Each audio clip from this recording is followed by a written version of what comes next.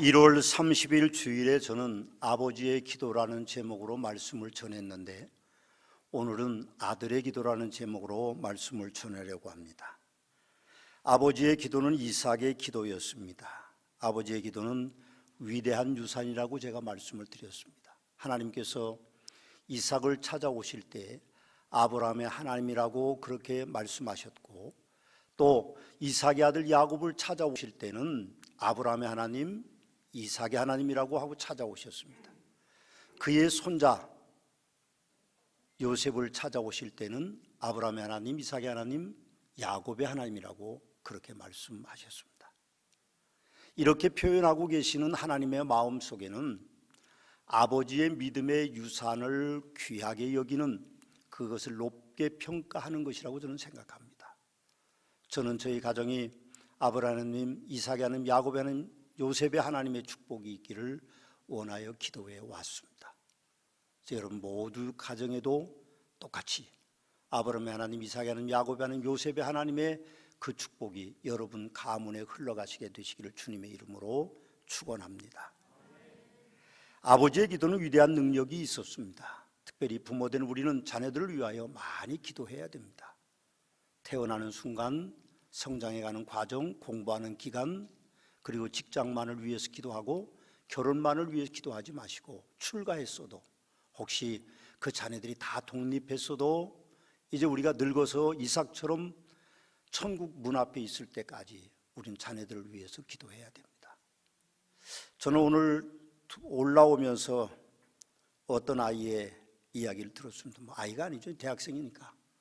목사님, 서울에 좋은 대학에 합격했습니다. 그래서 제가 축복해 줬습니다.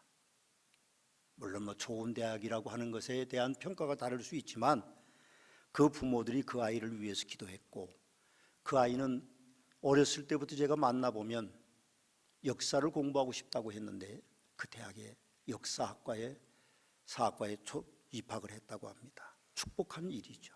그럼 부모의 기도는요, 놀라운 축복이 있습니다. 위대한 결론을 가져올 수 있는 것이죠. 그 반대로 부모로부터 받은 축복도 일생을 살아가는데 가장 중요한 것입니다. 그런 이유로 히브리서 7장 말씀에는 폐일어나고 논란의 여지 없이 낮은 자가 높은 자에게서 축복을 받느니라, 그렇게 말씀합니다. 부모로부터 물려받은 유전적인 DNA에 따라서 외모나 인품, 성격, 재능, 심지어는 건강과 그리고 IQ, EQ, GQ까지도 부모로부터 물려받습니다. 그뿐 아니라 환경적인 유산을 부모로부터 또한 물려받게 되어 있습니다. 야곱의 아버지는 이삭입니다. 이삭은 그의 아내 리브가를 통하여서 자녀를 얻지 못했습니다. 하나님 앞에 기도했더니 하나님께서 그의 간구를 들으심으로 쌍둥이를 태어나게 했는데 두 아들을 태어나게 했습니다. 첫 번째 아들은 에서였고 둘째는 야곱이었습니다. 이 쌍둥이는 이상하게도 어머니 태중에 있을 때도 서로 다투었습니다. 태어나는 순간에도 형의 발 뒤꿈치를 잡고 동시에 동생이 나왔습니다. 아마 그런 것은 역사적으로는 없는 일입니다. 이상하게도 이렇게 된 일들 때문에 리브가는 하나님 앞에 가서 기도했더니 하나님 뭐라고 말씀하셨는가 하면, 두 국민이 내 태중에 있구나. 두 국민이 내 복중에서 나누이리라. 이 족속이 저 족속보다 강하겠고 큰 자가 어린 자를 섬기리라, 그렇게 하셨습니다. 그 후에 어머니와 합작으로 아버지와 형을 속인 야곱이 아버지의 기도를 받습니다. 그 기도는 이렇습니다. 내 아들의 양치는 여호와께서 복 주신 밭의 양치로다. 하나님은 하늘의 이슬과 땅의 기름짐이며 풍성한 곡식과 포도주를 내게 주시기를 원하노라. 만민이 너를 섬기고 열국이 내게 굴복하리니 내가 형제들의 주가 되고 내 어머니 아들들이 내게 굴복하며 너를 저주하는 자는 저주를 받고 너를 축복하는 자는 복을 받기를 원하노라 하는 놀라운 축복을 받습니다. 뒤늦게 형은 동생과 다른 아버지의 기도를 받죠. 내 주소는 땅의 기름짐에서 멀고 내리는 하늘 이슬에서 멀 것이며 너는 칼을 믿고 생활하겠고 내 아우를 섬길 것이며 내가 배임을 벗을 때에는 그 멍에를 내 목에서 떨쳐버리라는 그 기도의 두 가지 내용을 비교해 보면서 에서가 소리질러 슬피 울며 동생을 죽이겠다고 하는 그 울부짖음이 충분히 이해가 갑니다. 옳습니다. 아버지의 기도는 위대한 것입니다. 기도한 그대로 자녀들에게 이루어지고 있습니다. 지금도 그 기도는 유효해서 지금도 그 기도대로 이루어지고 있습니다. 저는 예수님께서 들려주신 탕자의 비유를 아들의 기도라는 제목을 붙였습니다.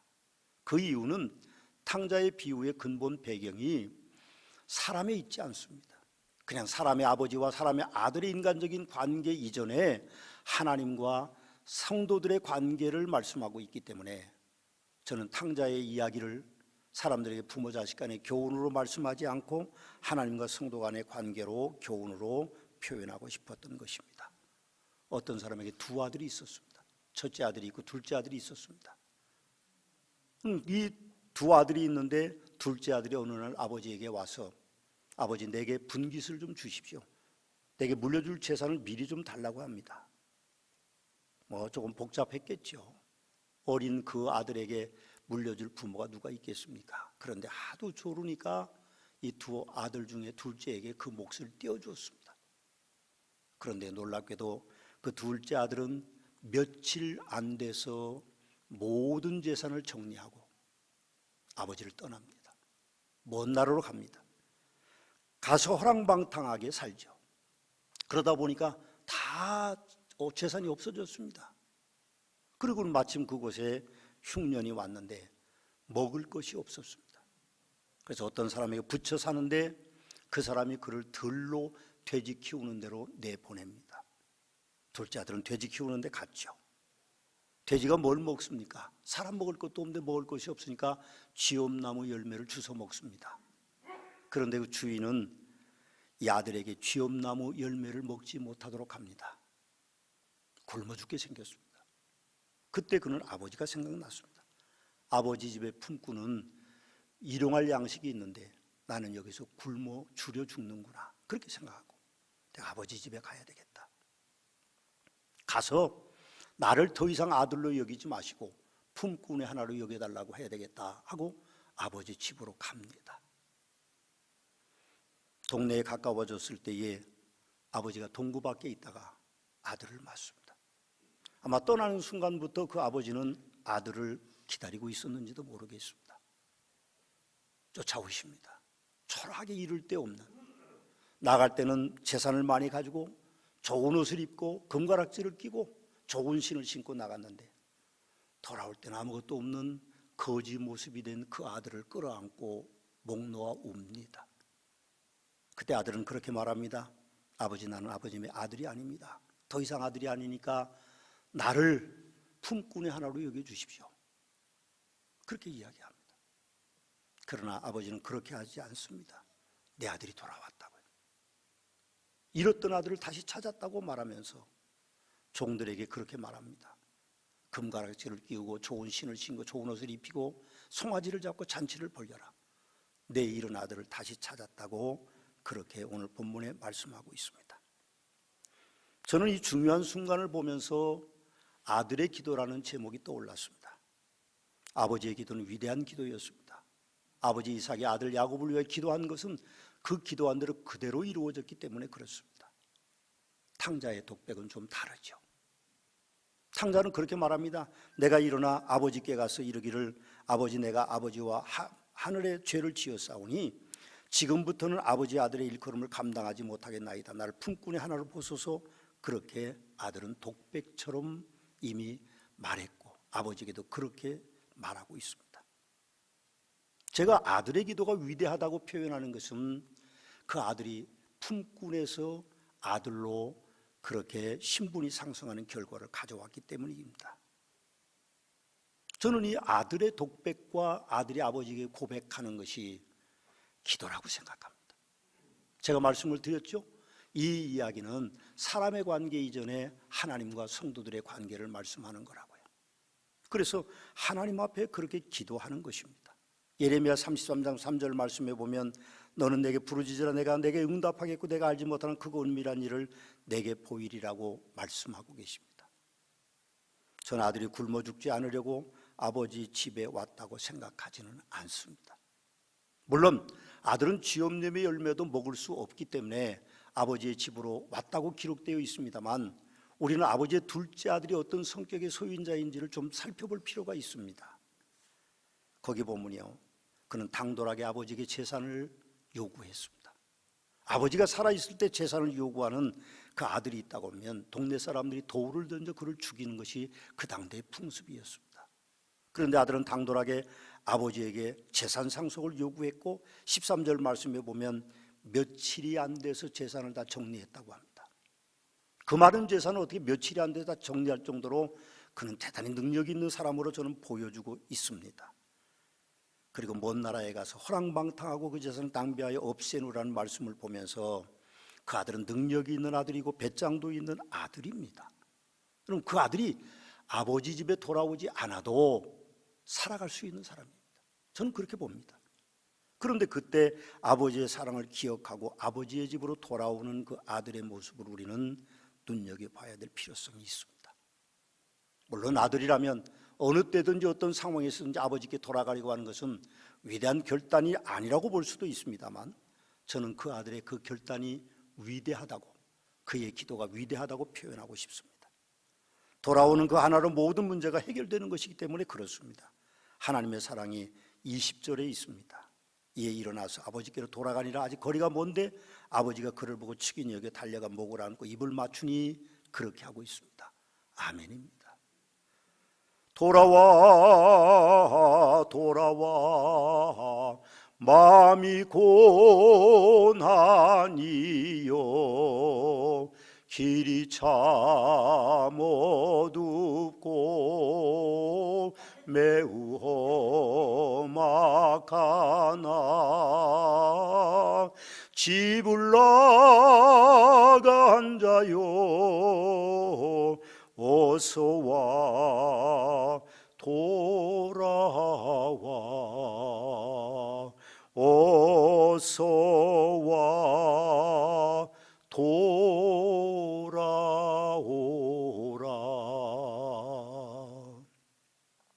아들의 기도는 진정 회개하는 기도였습니다. 오늘 17절 19절 말씀입니다. 스스로 돌이켜 내 아버지에게는 양식이 풍족한 이 품꾼이 얼마나 많은가. 나는 여기서 줄여 죽는구나. 아버지께 가서 아버지 내가 하늘과 아버지께 죄를 지어 싸우니 지금부터는 아버지 아들의 일컬음을 감당하지 못하겠나이다. 나를 품꾼의 하나로 보소서라고 아버지께 그렇게 말씀을 드립니다. 저는 이것을 탕자의 진정한 회개의 기도라고 생각합니다. 우리가 인생을 살아가면서 간구하지 말아야 될 것이 있습니다. 하나님께서는 한 영혼이라도 사랑하신다는 겁니다.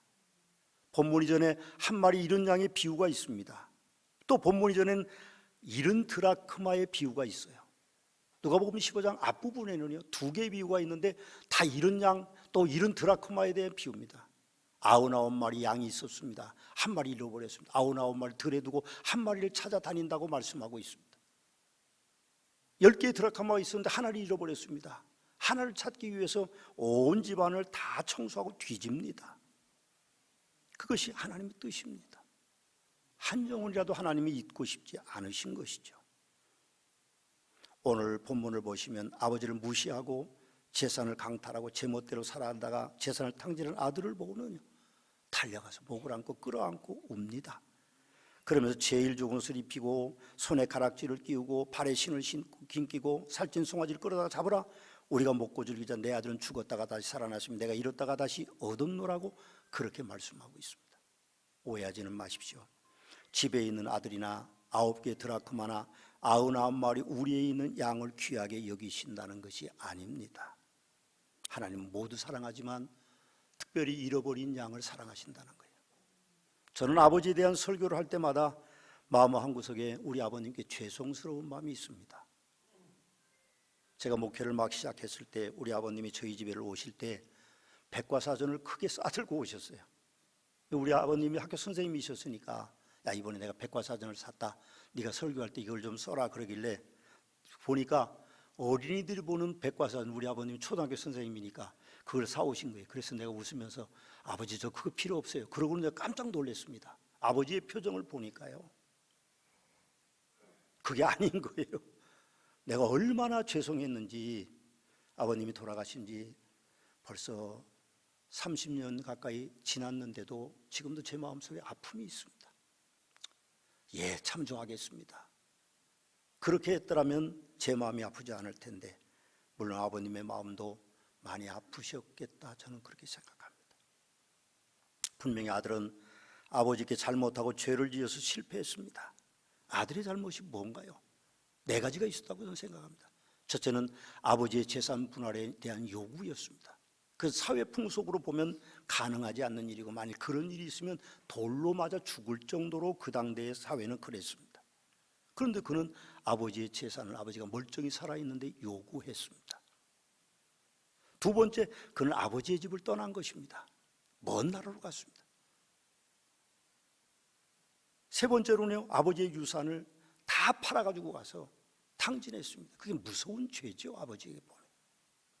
글쎄 어떻게 탕진했는지 알 수 없지만 제가 보기에는 허랑방탕했다고 하는 말씀을 보면 쓸데없는 것에 다 쓰는 아들이었을 것입니다.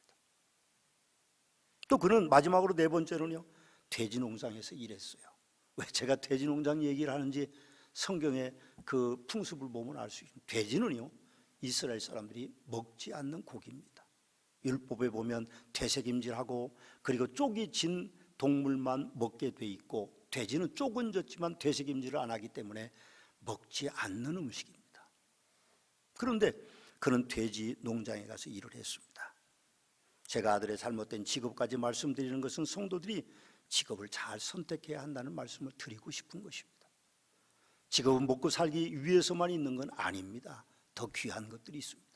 우리가 하나님을 잘 섬기기 위해서는 우리가 평안한 삶이 필요해서 직업을 가져야 될 필요성이 있습니다. 주일 성수 잘하는 직업, 그리고 불의한 일에 해당되지 않는 직업을 갖는 것이 우리에겐 필요한 것이죠. 야고보서에는 이런 말씀이 있습니다. 들으라, 너희 중에 말하기를 오늘이나 내일이나 우리가 어떤 도시에 가서 거기서 1년을 묵으며 장사의 이익을 보려 하는 자들아, 내일을 너희가 알지 못하는도다. 너희 생명이 무엇이냐? 너희는 잠깐 보이다가 없어지는 안개니라. 너희가 도리어 말하기를 주의 뜻이면 우리가 살기도 하고 이것이나 저것이나 하리라 할 것이오늘 이제도 너희가 허탄한 자랑을 하니 그러한 자랑은 다 악한 것이니라고 말씀하고 있습니다. 우리가 자녀들에게 직업을 선택하는 그런 일들에서도 부모님들이 하나님의 말씀에 의한 직업을 갖도록 하고, 여러분의 직업도 만약 불의한 직업을 가지고 있다면 빨리 바꾸셔야 될 필요성이 있다고 저는 생각합니다. 또 아버지의 기도는 아버지를 사랑하는 기도였습니다. 전혀 아닌 것 같죠. 아버지의 재산을 가지고 허랑방탕하고 와서 아들이라고 말하지도 않고 품꾼의 하나로 여겨달라고 말하는 그 아들, 그 모습을 보면서요, 저는 아버지를 진정 그 아들이 사랑하고 있다는 걸 느꼈습니다. 집에 있는 큰아들이 있었는데 그는 아버지를 사랑하지 않았습니다. 저는 그렇게 봅니다. 아버지의 기도로 돌아가 봅시다. 야곱은 늙어 앞을 보지 못하는 아버지 이삭의 축복을 받으려고 형을 속이고 아버지를 속여서 아버지의 기도를 강탈했습니다. 그렇게까지 한 이유는 아버지를 사랑하기 때문입니다. 야곱이 아버지를 사랑하지 않았다면요, 늙고 병들어 앞도 못 보는 아버지에게 뭔 기도를 받으러 가겠습니까? 안 가죠. 아버지 무시했겠죠. 앞도 안 보이는 아버지가 무슨 능력이 있다고 아버지한테 가서 무릎 꿇고 앉아서 그 별미를 해가지고 가서 안수 기도를 받습니까? 둘째 아들 탕자도 아버지를 사랑했으니까 종으로라도 아버지의 집에 있으려고 돌아온 것입니다. 이게 사람의 교훈이 아닙니다. 물론 사람의 교훈일 수도 있겠죠. 하나님이 우리에게 말씀해 주시는 것입니다. 저는 가끔 목사에게 상처받고 성도들에게 상처받아 교회를 떠난 사람들을 만납니다. 참 가슴 아픈 일이죠. 물론 우리 교회를 떠난 분들도 계시고 다른 교회를 떠나서 저를 만나서 이야기를 듣습니다. 그분들의 사연은 참 가슴 아픕니다. 제가 목사로서 목회하면서 그런 일 없었으면 하고 기도해 왔지만 저의 목회 가운데도 그런 가슴 아픈 일들이 많았습니다. 어느 때는 제 마음을 몰라주는 성도들 때문에, 교회를 떠난 성도들 때문에 가슴이 너무 아파서 난 머리를 밀어버리려고 했습니다. 제가 어떤 장로님하고 상의했습니다. 나 너무 힘들으니까 머리라도 좀 백호로 좀 깎아야 되겠습니다. 그랬더니 그분이 저에게 그렇게 충고해 주셨습니다. 목사님, 떠난 사람도 있지만 남아있는 사람도 있으니까 머리는 밀지 마세요. 제가 머리를 짧게 깎았습니다. 그런 일로 기도 중에 얻은 응답은요, 아버지 하나님을 사랑하는 성도라면 분명히 언젠가는 하나님께 돌아올 것이라고 저는 그렇게 응답을 받았습니다. 꼭 서머나 교회로 돌아오지 않아도 됩니다. 다른 교회로 갈 수도 있고 신앙생활합니다. 저는 길에서 우리 교회를 떠난 분들을 만나도 아주 반갑게 인사를 합니다. 그분들의 마음은 어떨는지 알 수 없지만 저는 그렇습니다. 제 마음은요, 그렇습니다. 13절 말씀을 15절 말씀을 보면 극한 가뭄 중에도 아들을 품꾼으로 그 나라 백성 중에 한 사람이 붙여 그들에게 돼지를 치게 했지만 그러나 그에게 진정하게 먹을 거 주는 사람은 없었다고 그랬습니다. 지엄나무는요, 그냥 길거리에 서 있는 나무에서 떨어지는 이렇게 큰 콩깍지 같은 겁니다. 이스라엘에 가보니까 그게 그냥 온 도로에 널브러져 있는데 아무도 그거 가져가지 않습니다. 불이나 때려고 가져가겠죠. 그런데 그것도 못 먹는 그를 참 불쌍히 여기는 분이 바로 하나님이십니다. 우리가 살다 보면 가난할 때도 있습니다. 가난해질 때도 있어요. 염려하지 마십시오. 하나님께서는 들의 풀과 꽃처럼 우리를 먹이신다고 말씀하고 계십니다. 너무 염려하고 걱정해서 우리가 결정적인 일에 극단적인 생각을 할 필요는 없는 것입니다. 오늘 본문 이후에 25절에 32절을 보시면 심지어 집에 있었던 형도 그를 사랑하지 않았습니다. 오직 탕자를 사랑해 주시는 분은 아버지 한 분뿐이십니다. 여러분을 사랑하시는 분은 오직 하나님밖에는 없습니다. 어느 누구도 하나님 외에 여러분을 사랑하는 사람이 없어요. 사람에게 고백하지 마시고 사람에게 의지하지 마시고 사람의 말에 여러분 동참하지 마십시오. 하나님과 나와의 관계입니다. 그것이 진정 그리스도인의 참된 모습이라고 저는 생각합니다. 마지막으로 아들의 기도는 축복받는 기도였습니다. 22절 말씀에 보니까 아버지는 종들에게 이르되 제일 좋은 옷을 내어다가 입히고 손에 가락지를 끼우고 발에 신을 신기라. 그리고 살진 송아지를 끌어다 잡으라. 우리가 먹고 즐기자. 내 아들은 죽었다가 다시 살아났으며 내가 잃었다가 다시 얻었노라 하니 그들이 즐거워하더라. 그렇게 말씀합니다. 아버지의 사랑은요, 즐거움입니다. 제가 우리 아버지 말씀을 드려서 대단히 죄송한데 우리 아버지는 학교 선생님이신데 약주를 많이 하셨습니다. 우리가 어렸을 때의 기억에 보면 거의 약주를 안 드시는 날이 없어요. 술병이 나면 안 드십니다. 다시 나오면 드시고 그랬어요. 그러나 우리 오남매를 얼마나 사랑하시는 분인지 모릅니다. 저는 가끔 아버지를 생각하면서 안타까운 마음이 있습니다. 제가 목회를 시작했을 때 너무 어려워서 한 번도 우리 아버님에게 좋은 식사를 대접해 드린 적이 없습니다.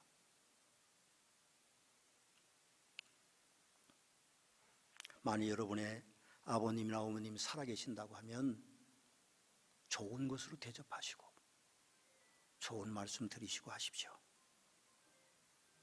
우리 하나님도 우리 아버지이십니다. 누구라도 어떤 상황이라도 하나님께로 돌아오면 하나님께서는 축복해 주십니다. 하나님의 축복은 이렇습니다. 제일 좋은 옷을 입히고 손에 가락지를 끼우고 발에 신을 신기고 살찐 송아지를 잡고 우리가 먹고 즐기자. 내 아들은 죽었다가 다시 살아났으며 내가 잃었다 다시 얻었노라고 하시는 그분이 바로 우리의 하나님이십니다. 기도하시겠습니다.